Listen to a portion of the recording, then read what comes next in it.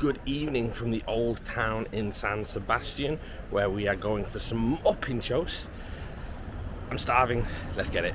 The idea today is to hit the spots that were too full at lunch or that weren't open. There is about, I want to say, 5 or 6, maybe 7 or 8 of them. And we're going to see how many we can get into one evening.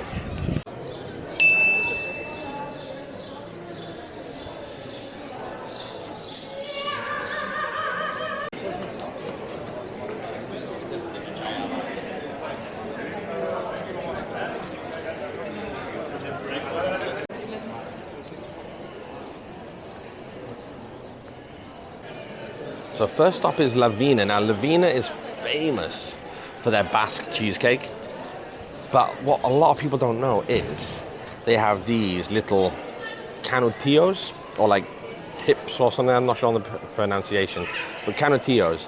And basically it is a little, looks like almost a spring roll kind of wrapper rolled up into a cone, filled with anchovy and cream cheese. Now, I was really excited for this one.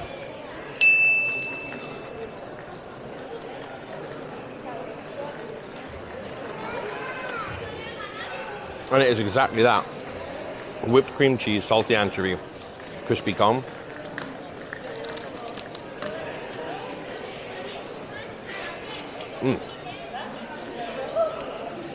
Quick and easy. I thought I'd get into Viña before I got too busy. I'm going to probably end the cheesecake there later on tonight, but I wanted to get this one out of the way early. 682.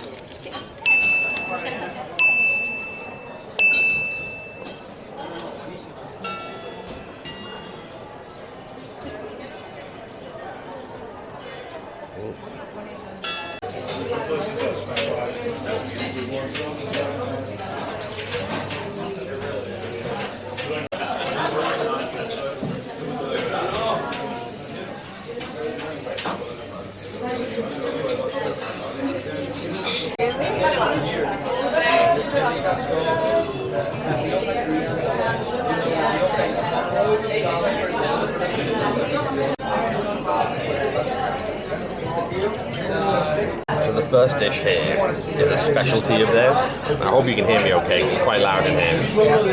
But this is, as you can see, it's like a spaghetti bolognese, except there's no spaghetti. It's all made from calamari.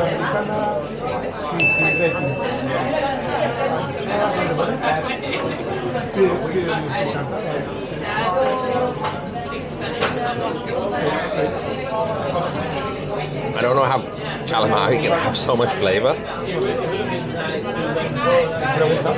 That is exceptionally good. Little seafood flavor. Loads of garlic. Little bolognese from the tentacles. Anchovy.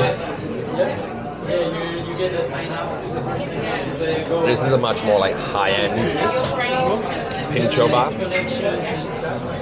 A bit more of a restaurant as well.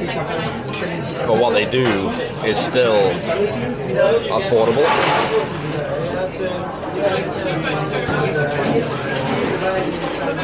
That is bloody unbelievable. I don't know what I was expecting when I ordered this, but it's blown my mind.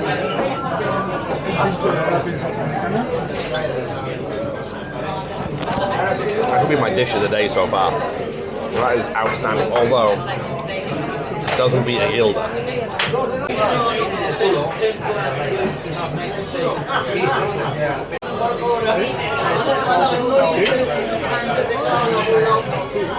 So next up is the Oxtail tacos, pickled onions, coriander, and some guacamole. I'm not a big avocado fan, but taco feels amazing.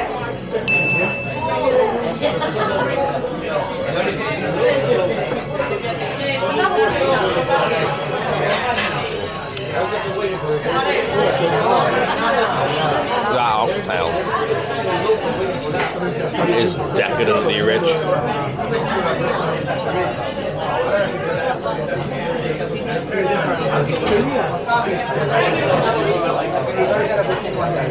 It's already fatty and creamy. Then you add in the guacamole. And that is as indulgent as it gets.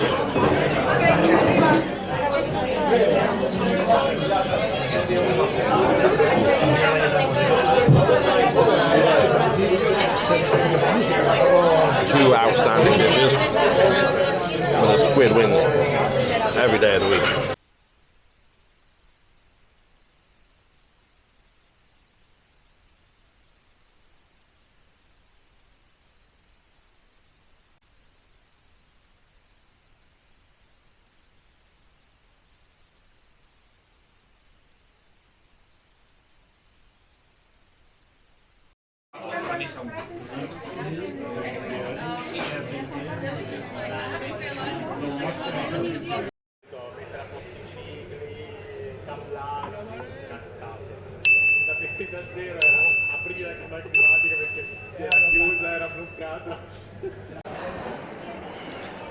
So that was, I can't remember the name, I'll put the name here. It was like Japecha, I think. So they're famous for anchovies, and I mean they have a whole pinchos menu just of anchovies. The ones that I had were anchovy tops, like salted marinated anchovies topped with a trout roe. I had a marinated anchovies topped with a king crab cream sauce. I had just plain salted anchovies and a marinated anchovy with a forest fruit. The forest fruits ones were actually amazing. It almost counterbalanced completely the anchovy. You couldn't taste it. Really sweet, really salty. Salted anchovies, again, not too salted. I'm not sure how they salt or marinate their anchovies, but it's a family recipe that's been going for 180 years. And it is divine because they're not as harsh as you get in the supermarket. It's a much more natural process and perhaps maybe slightly less marinated because they know they're selling them quicker. They were unbelievable. So, sorry I didn't get a video of it. There has been more points where it's just been so busy and I'm holding the camera myself. I just haven't physically been able to eat and hold and film for you guys. So I have got little videos of each of the dishes and I put a little voiceover for you so you can see them. But I'm now going back to La Viña where we started. I'm gonna get some cheesecake, probably to take home. I'll eat it at home and you'll see me there.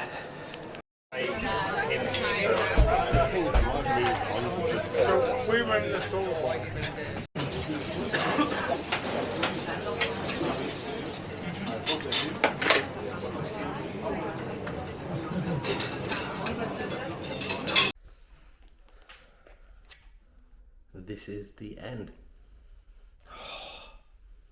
It has like a caramelized almost like a molasses smell to it. So this is the Basque cheesecake from La Viña. This is a cheesecake that's being done all over the world by so many places now. I saw someone saying they flew all the way to Turkey to have a Basque cheesecake in Turkey because they poured chocolate on it. But this is the one.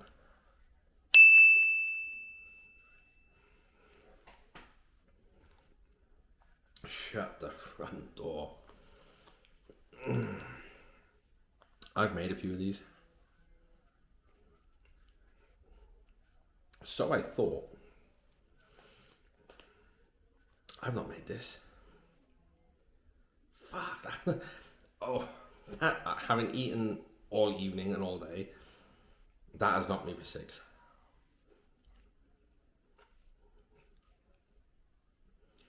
It's rich, but it's not overly sweet. It's creamy.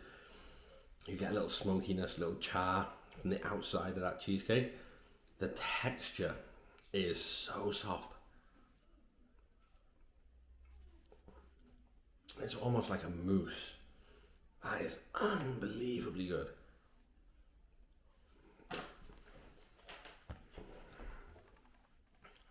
I can't even. The food in San Sebastian has been 10 out of 10. I haven't had a single dish that I've not liked. Now, there have been dishes that people might find plain or